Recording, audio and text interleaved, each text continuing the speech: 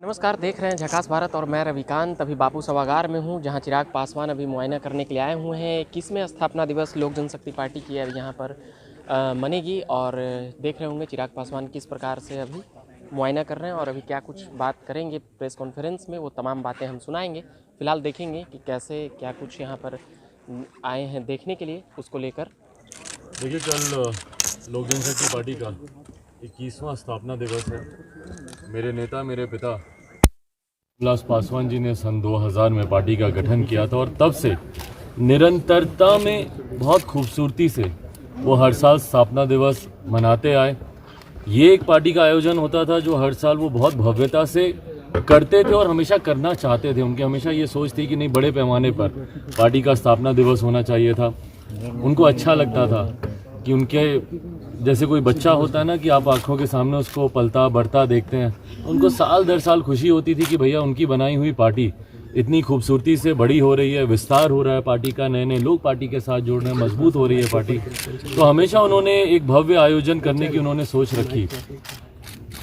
पहली बार है कि जब वो नहीं है और उनके बिना हम लोग स्थापना दिवस हम लोग मना रहे हैं। मेरी सोच बस इतनी है कि मेरे नेता अगर जीवित होते तो वो जितनी भव्यता के साथ करना चाहते।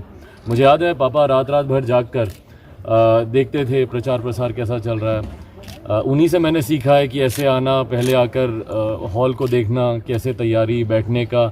उनके साथ मैं हर साल आता था। जब मैं राजनीति में नहीं था तब भी उनके साथ बच्चे के तौर पर आता था और उनसे ये सब सीखता था कि तैयारी को देखना, ये करना। तो मुझे बस इतनी उम्मीद है कि वो आज जहाँ कहीं भी होंगे, जिस तरीके से पार्टी का स्थापना दिवस मनाया जा रहा है, और मैं अपने पार्टी के तमाम कार्यकर्ताओं, नेताओं का मैं धन्यवाद करूँगा कि उन्होंने दिन रात एक करके जिस तरीके से स्थापना दिवस में अपनी हिस्सेदारी निभा रहे हैं और साथ में जिस उत्साह के साथ लगे हैं। क्योंकि पिछले साल हमारे नेता का निधन हुआ था, तो इसलिए उस वक्त ये कार्यक्रम ऐसा हुआ नहीं था, पर जिस उत्साह के साथ पार्टी का हर एक कार्यकर्ता, जिस तरीके से अभी आते वक्त मैंने देखा, या दिन में भी कुछ कार्यक्रम के लिए मैं निकला था, प्रचार प्रसार जिस तरीके से पूरा पटना, और अगर मैं फिर वही अगर ज़्यादा बड़े शब्दों का इस्तेमाल करूं तो टोक दीजिएगा, पर मुझे लगता है पटना पूरा रंग दिया गया है लोक जनशक्ति पार्टी के बैनर से, होर्डिंग से। तो मुझे लगता है कि हमारे नेता जहाँ कहीं भी होंगे देखकर खुश हो रहे होंगे, आशीर्वाद दे रहे होंगे। कल इस कार्यक्रम में हम लोगों ने तमाम जिलों से तमाम हमारे जिला पदाधिकारी आ रहे हैं, पर साथ ही में स्थापना दिवस के साथ साथ ये लोक जनशक्ति पार्टी के राष्ट्रीय परिषद की भी बैठक है। राष्ट्रीय परिषद लोक जनशक्ति पार्टी की सबसे बड़ा यूनिट है, नेशनल काउंसिल। उसके बाद हम लोग की नेशनल एग्जीक्यूटिव आती है और फिर विभिन्न प्रदेशों की बॉडीज आती हैं।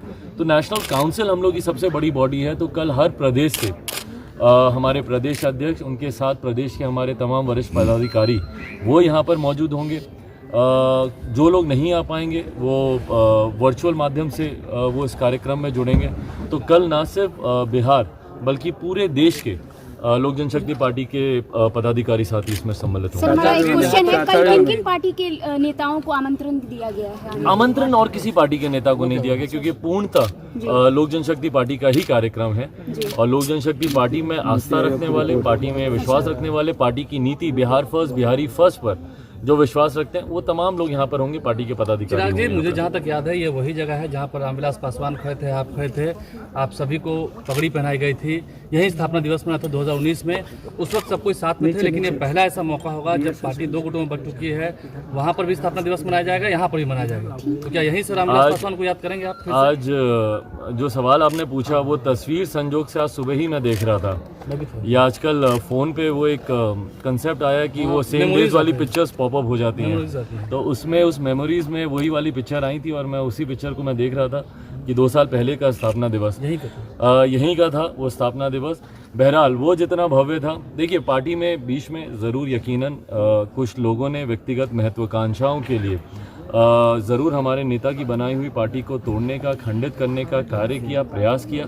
बट बहरहाल जैसा मैंने कहा कि मेरे नेता जिस भव्यता के साथ चाहते थे, कोई दूसरा कितना भी कोई प्रयास कर ले, पर जैसा वो हमेशा कार्यक्रम करते थे या जैसी उनकी सोच थी पार्टी को लेकर, उस सोच के साथ हम लोग आगे बढ़ रहे हैं। और यकीनन जिस ऊंचाइयों तक वो पार्टी को लेकर गए थे, पार्टी आगे भी उससे ज़्यादा ऊंचाइयों तक जाएगी। नीति आयोग की रिपोर्ट आई है।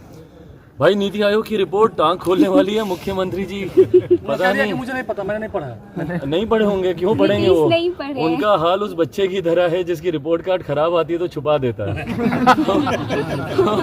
तो नीति आयोग की रिपोर्ट बताइए भाई, एक बिहारी होने के नाते हम लोग कितना अपमान सहेंगे?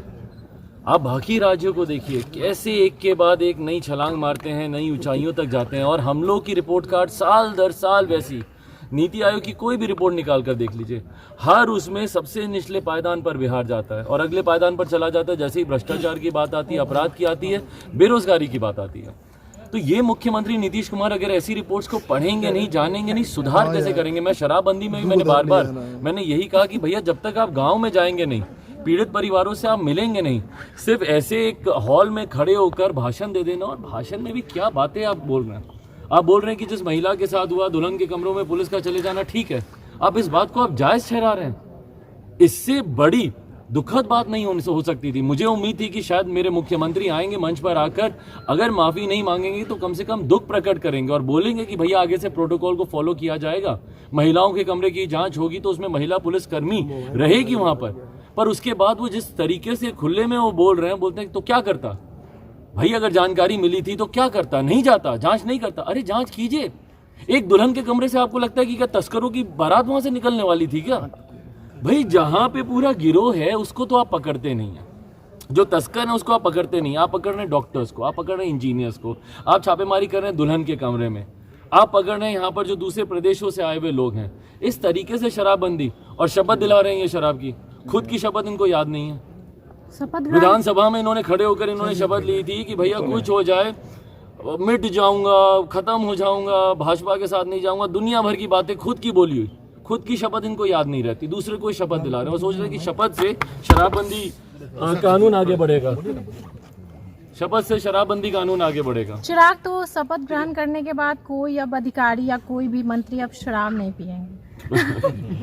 भाई बहुत बढ़िया। अगर मुख्यमंत्री जी, अगर मेरे मुख्यमंत्री इतने भोले हैं कि उनको लगता है कि शपथ लेने से, भाई इससे पहले भी हम लोगों ने कई शपथ के कार्यक्रम देखे, वो लोगों को सुबह सुबह लाइन में लगाकर मानव श्रृंखला करवाने का भी हम लोगों ने सब देख लिया। क्या हुआ भाई? नीयत होनी चाहिए मुख्यमंत्री जी। उस बच्चे का वीडियो आप देखिए, एक बच्चे का जो वीडियो वायरल हो रहा है, उस बच्चे का वीडियो देखिए कैसे बेचारा रो रो के बोल रहा है कि मैं किताब इसलिए नहीं लेके आ पाया, क्यों? क्योंकि मेरे पिता ने मेरी किताब के पैसे शराब की बोतलें खरीदने में उन्होंने खर्च कर दिए। ये हकीकत है भाई। ऐसी तस्वीर तो शराबबंदी जब नहीं थी तब ऐसी तस्वीरें नहीं आती थी। आपने शराबबंदी कर आपने जिस तरीके से प्रदेश को और ज्यादा बर्बादी और नशे की गत में आपने डाल दिया है, मुख्यमंत्री नीतीश कुमार जी को इसके ऊपर सिर्फ ये शपथ दिलाने से नहीं होगा। जब तक ये बैठेंगे नहीं अपने अधिकारियों को, और जाएं पहले गांव में जाएं भाई। पटना से बैठ के सब हो जाएगा, नहीं होने वाला है। जब तक गांव में नहीं जाएंगे, जब तक पीड़ितों से नहीं मिलेंगे, तब तक नहीं होने वाला। और मुख्यमंत्री जी का यही सबसे बड़ा वो है कि उनको लगता है कि सब उनके हवा महल में बैठकर सारी चीजें ठीक हो जाएंगी। ऐसा होता नहीं है राजनीति में। तो मुख्यमंत्री नीतीश कुमार जी का आंख तभी क्यों खुलता है जब कोई मरता है जहरीली शराब से?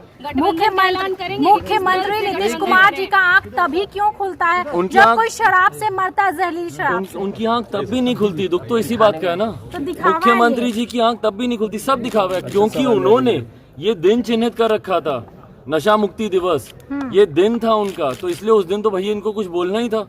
शराबबंदी के बाद इनको दिखाना था कि भैया इस दिन का महत्व है। उसके बाद बस ये पूरी तरीके से पल्ला झाड़ने का काम है। आप देखिएगा भाई कौन सी जहरीली शराब पीने से मृत्यु रुकी। जिस दिन उनका दिवस था, जिस दिन यहाँ से भाषण दे रहे थे, उस दिन महुआ में 2 लोग मरे हैं जहरीली शराब पीने से। सर, बच्चे का वीडियो देखने के बाद क्या लगता है, बिहार में शराबबंदी है? भाई नहीं है। और ये सारे वीडियोस मुख्यमंत्री जी को खड़ा करके दिखाएं आप लोग सामने। आप लोग भी लोकतंत्र का चौथा स्तंभ है, उनको दिखाएं और पूछिए कि भैया क्या ये बच्चा झूठ बोल रहा है क्या?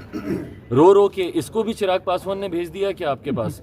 हाँ, ये उसके बोलने पे बोल रहा है। ये दिखाइए उनको ये सब बातें। जी आप चुनाव का मैं बोल रही थी कि सभी प्रदेश के आ रहे हैं पार्टी कार्यकर्ता, तो क्या जो आगामी चुनाव होने हैं उसको लेकर गठबंधन का भी ऐलान होगा? नहीं, गठबंधन का भी ऐलान नहीं होगा, क्योंकि विभिन्न राज्यों में चुनाव है और वो राज्य इकाई को इस बात की स्वतंत्रता दी गई है कि वो अपने प्रदेशों में गठबंधन से संबंधित चर्चा करके अधिकृत तौर पर लोक जनशक्ति पार्टी रामविलास केंद्रीय संसदीय बोर्ड के पास वो भेजें। कईयों के सुझाव आए हैं, कई जगह बातचीत चल रही है। मुझे लगता है और 2-4 हफ्ते में अलग अलग राज्यों में, पंजाब, यूपी, इन तमाम राज्यों में लोक जनशक्ति पार्टी किस स्वरूप में चुनाव लड़ेगी इसकी घोषणा 2-4 हफ्तों में की जाएगी। Thank you. नहीं, मेरी शुभकामनाएं, जल्द से जल्द वो स्वस्थ हों। मुझे भी जानकारी मिली कि आदरणीय लालू जी का स्वास्थ्य ठीक नहीं है। मैं अपनी तरफ से, अपने परिवार की तरफ से, अपनी पार्टी की तरफ से उनको शुभकामनाएं देता हूं कि जल्द से जल्द वो स्वस्थ हों। हाल फिलहाल के दिनों में हम लोग खुश थे जिस तरीके से वो पुनः सक्रिय हुए थे, और क्योंकि मैं खुद अपने पिताजी के साथ इस दौर से गुजरा हूं, तो मैं समझता हूं कि परिवार काफ़ी चिंतित हो जाता है जब परिवार का मुखिया इस तरीके से परेशान रहता है और रह रहकर कभी इमरजेंसी में अस्पताल लेके जाना पड़ता है। तो मैं बस उम्मीद करता हूं, प्रार्थना करता हूं कि जल्द से जल्द वो स्वस्थ हों और सक्रिय राजनीति में आएँ। ठीक है।